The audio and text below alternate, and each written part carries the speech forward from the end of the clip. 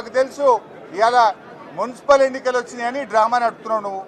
ఈ సీరియల్ మళ్ళా నడుపుతావు నువ్వు. మున్సిపల్ ఎన్నికల ముందు వరుసగా నోటీసులు ఇస్తావు. 2 ఏళ్ళు అయింది. ఏం పట్టుకున్నావు నువ్వు? ఇలా ఉన్నదేమున్నది? ఇవాళ ఏదో కొండందవి ఎల్కని పట్టినట్టు నువ్వు మున్సిపల్ ఎన్నికల ముందు డ్రామా నడుపుతా ఉన్నావు. ఇప్పటికే కాళేశ్వరం కమిషన్ మీద డ్రామాలు నడిపినావు, కమిషన్లు వేసినావు, సీట్లు వేసినావు. ఎన్ని చేస్తావు ఇంకా? నువ్వు ప్రజలకు ఇచ్చిన హామీలు అమలు చేయి. ఈ చిల్లర రాజకీయాలు బంద్ పెట్టు. ఈ చిల్లర రాజకీయాలతో ప్రజల దృష్టిని ఏమార్చలేవు. ప్రజలకు కావాల్సింది ఎరువులు, ప్రజలకు కావాల్సింది రైతు బంధు, ప్రజలకు కావాల్సింది 4000 పెన్షన్, ప్రజలకు కావాల్సింది ఇలా మహిళలకు 2500, నీ తులం బంగారం, ఎస్సీ ఎస్టీ బీసీ పిల్లలకు ఫీజు రియంబర్స్మెంట్ కావాలి, మొదటి ఏడాదిలో ఇస్తానన్న 2 లక్షల ఉద్యోగాలు కావాలి. ప్రజలకు ఇచ్చిన హామీలు అమలు చేయి. మా మీద కేసులు పెట్టు, అటెన్షన్ డైవర్షన్ చేసో, డైవర్షన్ పాలిటిక్స్తో తప్పించుకోలేవు రేవంత్ రెడ్డి. మేము ఇంకా గట్టిగా నిన్ను ప్రశ్నిస్తూనే ఉంటాం.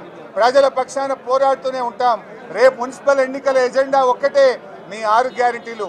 మున్సిపల్ ఎన్నికల్లో ఎజెండా నీ 420 హామీలు. మున్సిపల్ ఎన్నికల్లో ఎజెండా మా నిరుద్యోగ యువకులకు ఇచ్చే 2 లక్షల ఉద్యోగాలు. దాని మీదనే జరుగుతాయి. ఇది అయిపోయింది.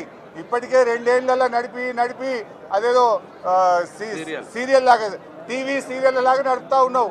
ప్రజలు నమ్మే స్థితి లేరు రేవంత్ రెడ్డి. ఏది ఏమైనా మాకు న్యాయ వ్యవస్థ మీద నమ్మకం ఉంది. చట్టపరంగా పోరాడతాం. నీ నోటీసులకు, నీ కేసులకు బీఆర్ఎస్ భయపడదు. నీ తాటాకు చెప్పులకు అసలే భయపడదు. నీకు దిమ్మ తిరిగే విధంగా ప్రజలు రేపు మున్సిపల్ ఎన్నికల్లో తీర్పిస్తారు బిడ్డ. రేవంత్ జాగ్రత్త.